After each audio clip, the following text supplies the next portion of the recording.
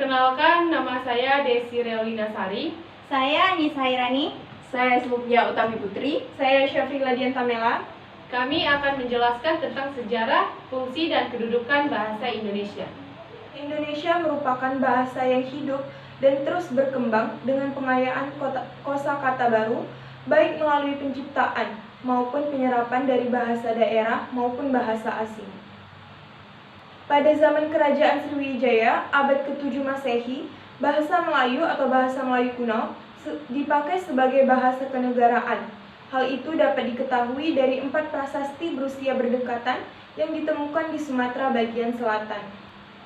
Prasasti tersebut diantaranya adalah ditemukannya prasasti di Kedukan Bukit, berangkat tahun 683 Masehi di Palembang, Talang Tua berangkat tahun 684 Masehi di Palembang, Kota Kapur berangkat tahun 686 Masehi, Bangka Barat, dan Karangbrahi berangkat tahun 688 Masehi di Jambi. Prasasti itu bertuliskan huruf Pranagari, berbahasa Melayu kuno pada saat itu. Bahasa Melayu yang digunakan bercampur kata-kata bahasa Sanskerta sebagai penguasa perdagangan di Kepulauan Nusantara. Para pedagangnya membuat orang-orang yang berniaga terpaksa menggunakan bahasa Melayu, walaupun dengan cara yang kurang sempurna. Hal itu melahirkan berbagai varian lokal dan temporal pada bahasa Melayu yang secara umum dinamakan bahasa Melayu pasar oleh para peneliti. Temuan prasasti berbahasa Melayu kuno di Jawa Tengah berangkat tahun abad ke-9 dan prasasti di dekat Bogor atau prasasti Bogor dari abad ke-10 menunjukkan penyebaran penggunaan bahasa itu di Pulau Jawa. Penemuan keping tembaga Laguna di dekat Manila, Pulau Luzon berangkat tahun 900 Masehi juga menunjukkan keterkaitan wilayah tersebut dengan Sriwijaya. Pada abad ke-15 berkembang bentuk yang dianggap sebagai bentuk resmi bahasa Melayu karena dipakai oleh Kesultanan Malaka yang kelak disebut sebagai bahasa Melayu Tinggi. Penggunaannya terbatas di kalangan keluarga kerajaan di sekitar Sumatera, Jawa, dan Semenanjung Malaya. Kemudian, Malaka merupakan tempat bertemunya para nelayan dari berbagai negara dan mereka membuat sebuah kota, serta mengembangkan bahasa mereka sendiri dengan mengambil bahasa-bahasa terbaik dari kota tersebut.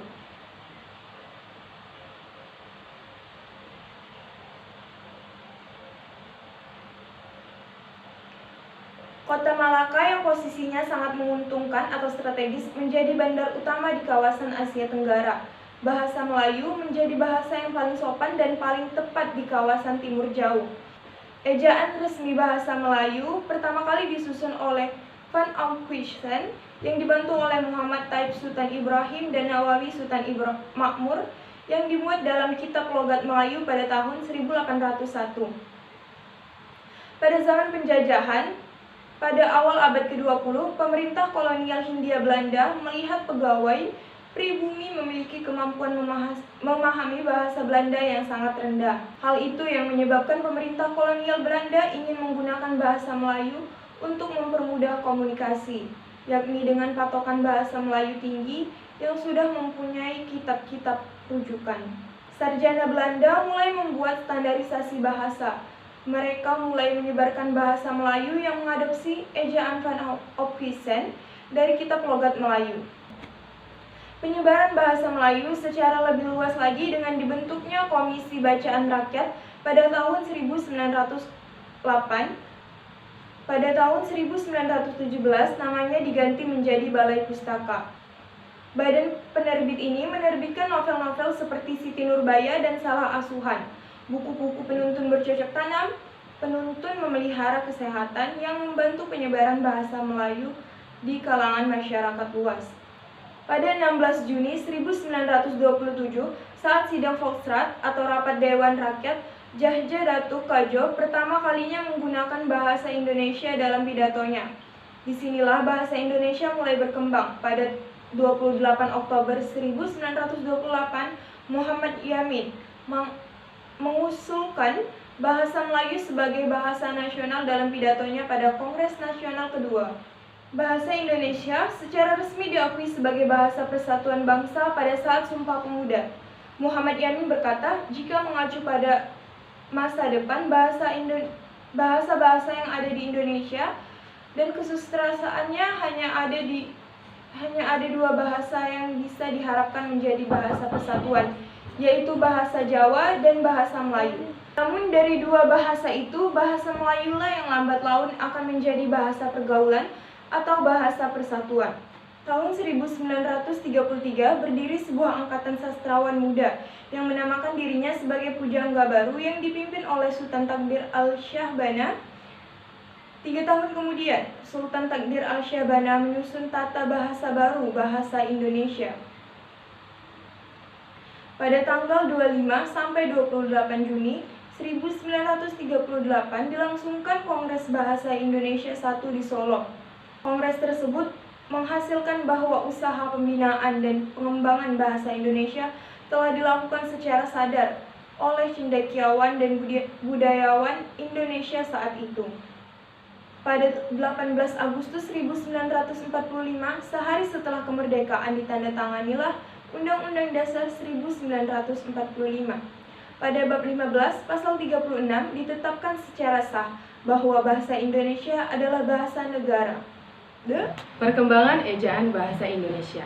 Sampai saat ini, ejaan merupakan keseluruhan aturan atau tata cara untuk menulis suatu bahasa, baik yang menyangkut lambang bunyi, penulisan kata, penulisan kalimat, maupun penggunaan tanda baca. Ejaan bahasa Indonesia mengalami beberapa kali perubahan. Perubahan-perubahan yang terjadi mempunyai tujuan untuk penyempurnaan bahasa. Setelah diresmikannya bahasa Melayu, yang kemudian berkembang menjadi bahasa Indonesia, hingga ditetapkan sebagai bahasa persatuan atau bahasa kesatuan. Munculnya ejaan-ejaan baru yakni sebagai berikut. Yang pertama adalah ejaan republik. Ejaan republik merupakan hasil penyederhanaan ejaan Van Ophusen. Ejaan republik mulai berlaku pada 19 Maret 1947. Pada waktu itu, yang menjabat Menteri Pendidikan atau Pengajar dan Kebudayaan Republik Indonesia adalah Mr. Surwandi. Maka ejaan tersebut dikenal pula sebagai ejaan Surwandi. Ejaan republik merupakan suatu usaha perwujudan dari Kongres Bahasa Indonesia di Surakarta, Jawa Tengah tahun 1938 yang menghasilkan suatu keputusan penyusunan kamus istilah.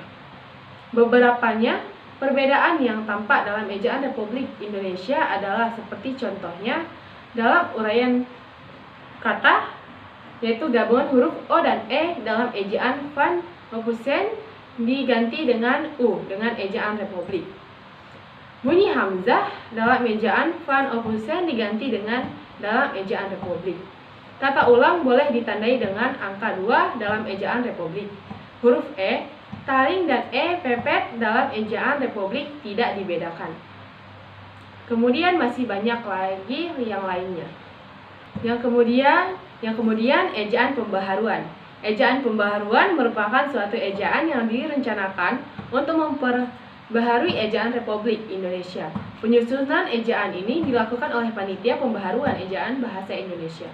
Konsep ejaan pembaharuan yang telah berhasil disusun itu dikenal dengan sebuah nama yang diambil dari dua tokoh, yaitu panitia ejaan itu yang bernama Profesor Prijono dan E. Katopo. Pada tahun 1957, panitia itu berhasil merumuskan patokan-patokan ejaan baru.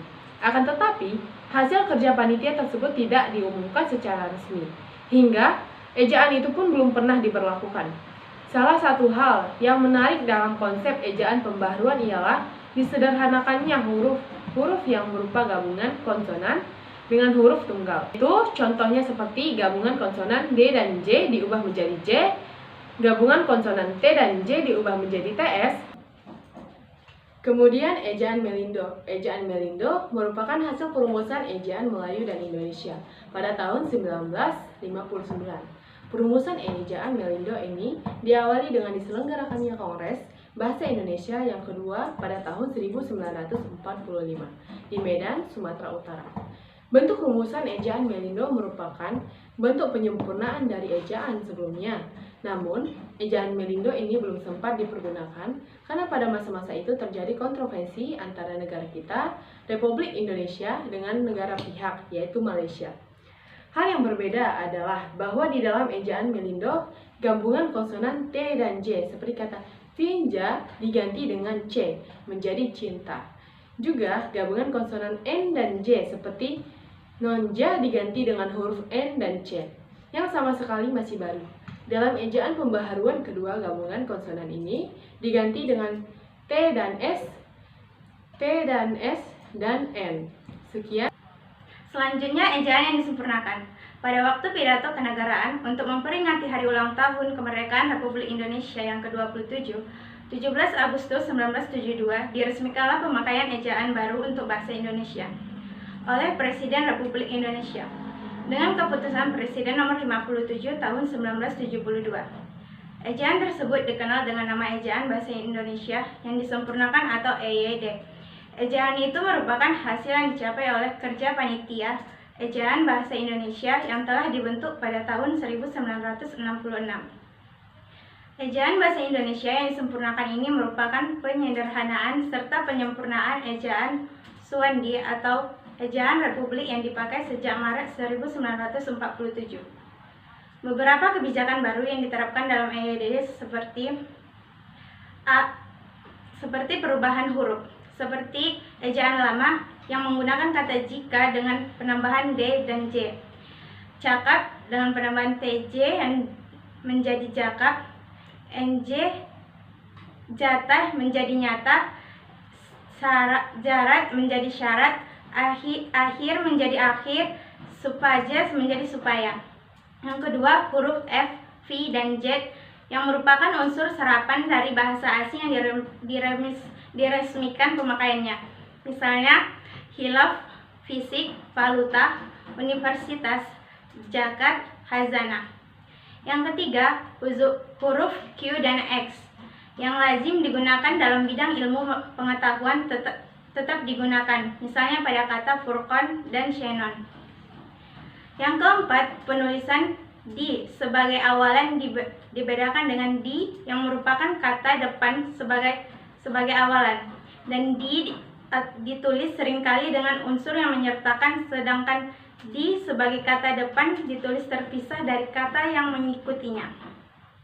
Contohnya, awalan kata depan dicuci untuk kata depannya di kantor, awalan dibelikan dan kata depannya di sekolah, dicium dan di samping, dilatar belakangi dan di tanah.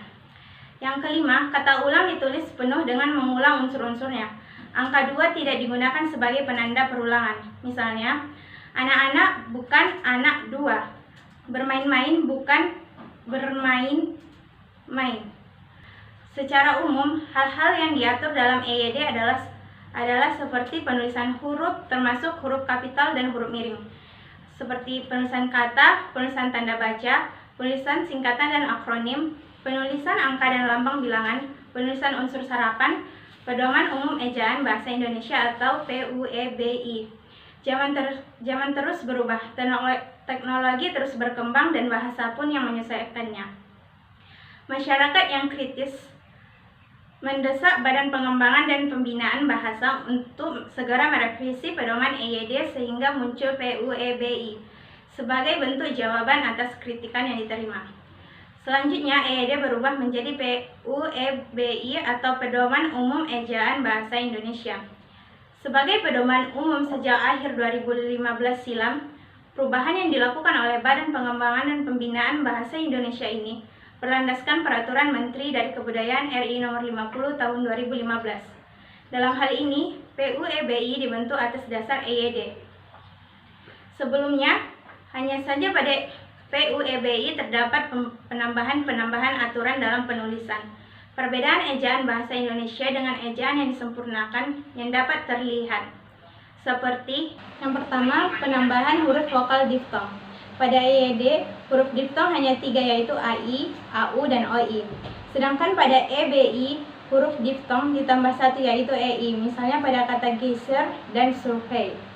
Yang kedua, penggunaan huruf kapital. Pada EYD tidak diatur bahwa huruf kapital digunakan untuk menulis unsur julukan. Sedangkan dalam EBI, unsur julukan diatur dan ditulis dengan awal huruf kapital. Yang ketiga, penggunaan huruf tebal. Dalam EYD, fungsi huruf tebal ada 3, yaitu menuliskan judul buku, bab, dan semacamnya. Mengkhususkan huruf serta menulis lemah atau sublemah dalam kamus.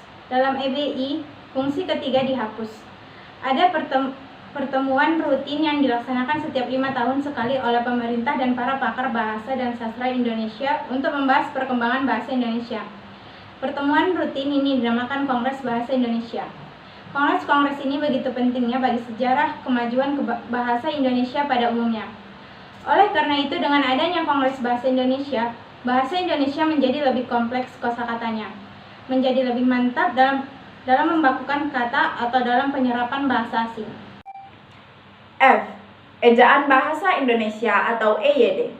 Istilah nama ejaan yang disempurnakan atau EYD kembali digunakan oleh Kementerian Pendidikan Kebudayaan, Riset dan Teknologi atau Kemendikbudristek Republik Indonesia untuk menggantikan Pedoman Umum Ejaan Bahasa Indonesia atau PUEBI edisi 4 yang diresmikan pada tahun 2015. Ketetapan itu merujuk pada Keputusan Kepala Badan Pengembangan dan Pembinaan Bahasa Kemendikbudristek nomor 0424-BS.00.01/2022 tentang ejaan bahasa Indonesia yang disempurnakan. Surat keputusannya telah diteken oleh Kepala Badan Pengembangan dan Pembinaan Bahasa Profesor Endang Aminuddin Aziz pada 16 Agustus 2022. Hal itu mengakhiri masa pakai PUEBI edisi 4 sebagaimana tertuang dalam diktum keempat yang berbunyi. Pada saat keputusan Kepala Badan ini mulai berlaku, Keputusan Kepala Badan Pengembangan dan Pembinaan Bahasa Kementerian Pendidikan, Kebudayaan, Riset dan Teknologi nomor 0321-BS.00.00/2021 tentang Pedoman Umum Ejaan Bahasa Indonesia dicabut dan dinyatakan tidak berlaku. Ada 7 aturan baru EYD yang disampaikan pada Kamis 18 Agustus 2022 dalam taklimat media di Kantor Badan Pengembangan dan Pembinaan Bahasa Rawamangun, Jakarta Timur.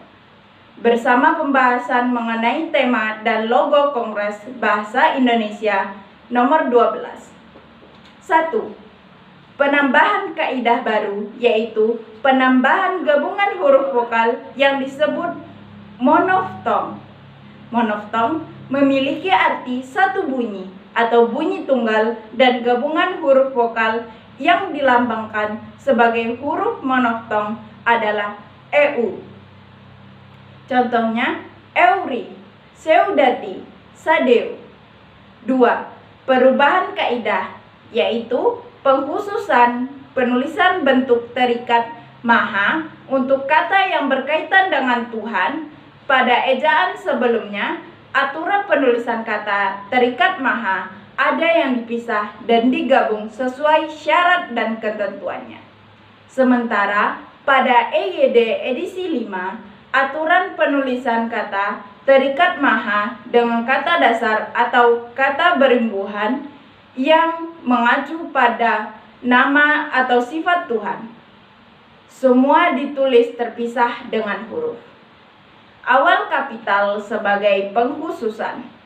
Contohnya, Yang Maha Esa, Yang Maha Pengasih, Tuhan Yang Maha Pengampun. 3. Perubahan redaksi dipakai menjadi digunakan pada penggunaan tanda baca titik. Pada ejaan sebelumnya, redaksi yang digunakan pada penggunaan tanda titik adalah tanda titik dipakai pada kalimat pernyataan. Sementara pada EYD edisi 5 diubah menjadi tanda titik digunakan pada akhir kalimat pernyataan. 4. 4. Pemindahan kaidah yaitu tentang penulisan unsur serapan berupa imbuhan yang semula ada di PUEBI atau diatur dalam ejaan dipindah ke Pedoman Umum Pembentukan Istilah atau PUPI. 5. Penghapusan kaidah pemakaian tanda titik dalam daftar pustaka di antara nama penulis, tahun, judul tulisan, dan tempat terbit, sehingga aturan penulisan daftar pustaka tidak lagi diatur oleh ejaan, tetapi akan dimasukkan ke dalam pedoman teknis penulisan karya ilmiah. Hal itu agar EYD edisi 5 hanya berfokus pada ejaan saja. Hal teknis seperti tata cara penulisan, rujukan, dan kutipan akan mendapat tempat tersendiri. 6. Perubahan contoh, yaitu penambahan dan penggantian contoh pada kaidah penulisan unsur serapan. Semula redaksinya hanya CH yang dilafalkan S atau SY yang menjadi S, dengan dua contoh menjadi gabungan huruf CH yang dilafalkan atau S atau SY atau menjadi S, dengan dua contoh yang berbeda dan satu contoh yang sama, serta penambahan cara pelafalannya. 7. Perubahan tata penyajian isi terjadi pada penulisan unsur serapan umum bahasa Arab. Sebelumnya, redaksi yang dipakai adalah A atau Arab bunyi pendek atau bunyi panjang menjadi A, bukan O, menjadi huruf fathah atau bunyi A, atau Arab yang dilafalkan pendek atau menjadi panjang yang menjadi A. Ejaan yang disempurnakan atau EYD edisi 5 atau edisi terbaru yang diresmikan di tahun 2000. Ejaan ini diresmikan di tahun 2022 tersebut dapat diakses melalui perangkat komputer atau handphone masing-masing. Kesepian tanpa kekasih, cukup sekian dan terima kasih. Assalamualaikum warahmatullahi wabarakatuh.